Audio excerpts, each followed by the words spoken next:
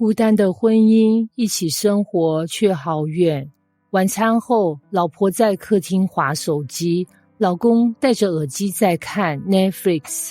两人坐在同一张沙发上，相距不过30公分，却仿佛活在两个平行宇宙。这不是冷战，也不是吵架后的沉默，这就是他们婚姻的日常。他在滑社群时，偶尔瞄他一眼，怎么一整天也没跟我说过3句话？他在追剧时，心里也闪过一丝失落，我们怎么好像已经没话聊了？你说他们有吵架吗？没有。有什么大问题吗？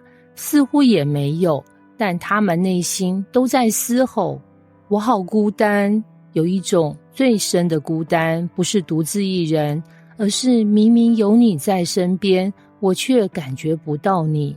一起生活，为什么还是这么远？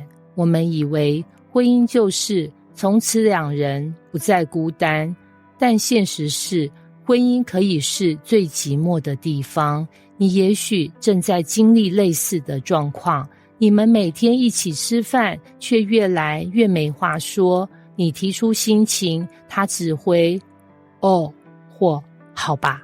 他讲工作的烦，你只想说你又不是只有你累。这种状态有个专业的名称，叫做情感断线。不是你不爱他，也不是他不想靠近你，而是你们看不见彼此真正的需要，说不出彼此真正的心情。久而久之，虽然还住在一起，但心却越来越远。最常见的看不见，不是眼睛的问题。婚姻中最大的问题，不是做错了什么，而是没看见对方正在经历什么。来看看这个对话实例。他下班回家，脸色不好。他说：怎么了？他说：没事啦。他：哦，那我去打一下电动。他心里翻白眼，你也太容易放过自己了吧？你看，这里有个很关键的误会。他以为他说没事，就真的没事。他则以为他应该要懂得读空气。这不是谁的错，而是两人解读情绪的方式完全不同。在婚姻里，这样的误会天天都在发生。你说的话，他听懂了字面，却没懂情绪。他做的事，你看懂了动作，却没懂动机。久而久之，我们就像两个不同国家的旅人，在没有翻译机的情况下，硬要用手势比划彼此的爱与需要。结果就是没吵架，但很远；没战火，但很冷。越懂你，我才越能靠近你。有一对夫妻在婚姻辅导里分享他们的转变。先生过去总认为自己很尽职，工作努力，家庭经济都扛下来，没什么好挑剔的。但太太却总是情绪不稳，抱怨他冷淡不体贴。直到一次，他真的听进去了辅导师的问题。你太太觉得你冷，是因为她感受不到你有在乎她。他才问妻子，那你觉得我怎样做才算在乎？妻子说，不是你赚多少钱，是你愿不愿意问我，今天你还好吗？愿不愿意看着我说，我想了解你的心情。原来对方要的不是你做什么，而是你能不能看懂他在渴望什么。你以为的我很好了，对方可能根本收不到讯号。你以为的我已经付出很多，对方感受到的却是距离与冷淡。婚姻里最温暖的一句话，不是我爱你，而是我想了解你。有些距离不是突然发生的，而是慢慢累积出来的。以下这3个常见习惯会不知不觉把两人拉得好远。1. 用沉默代替沟通。算了，说了也没用，他那么情绪化，我懒得讲。我就烂，不然你要怎么样？这些话看起来是妥协，其实是情感的逃避。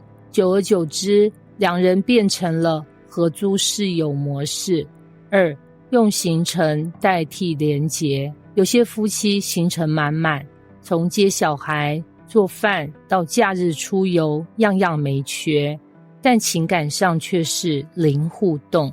忙碌成了最好的借口，让我们逃避真正的靠近。3. 用责怪代替理解。你都不关心我，你根本不了解我在累什么。这些话其实背后都是呼救，我希望你看见我。但因为用责怪的方式说出口，只会让对方更防御、更疏离。看懂彼此，不是改变对方，而是重新打开眼睛。那么，如何才能打破这种一起生活却好远的状态呢？不是努力说服对方接受你，而是你先尝试看见他是怎样的人。看懂彼此的第一步，就是暂时放下你认为的应该，重新用对方的角度去感受事情。当他抱怨，我觉得你都不陪我，你可以问，你觉得被陪伴的感觉是什么？当他说我压力好大，你可以问，有什么是我可以一起承担的？理解不是同意，但是真心的理解能让对方卸下心防。当他觉得你愿意走近我时，关系自然会变暖。有些距离不是无解，而是还没走出第一步。你可能会说，我们已经这样好几年了，真的能靠近吗？让我告诉你一个真实故事。有对夫妻结婚18年，几乎只剩责任维系关系，太太早已不再期待对话，先生也习惯了沉默。直到某天，先生突然走进厨房对他说，我发现我一直不知道你怎么了，对不起，我想重新学习认识你。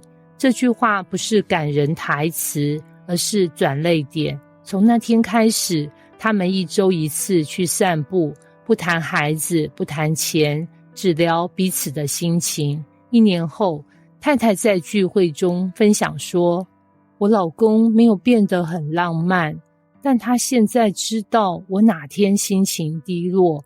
我害怕什么？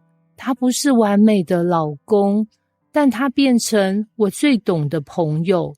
距离不是不能拉近，而是你愿不愿意主动靠近。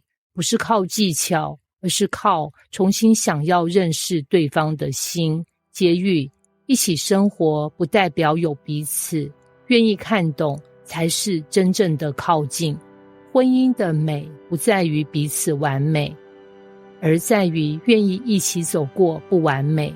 孤单的婚姻不是因为不爱了，而是因为我们忘了怎么去看懂对方的世界。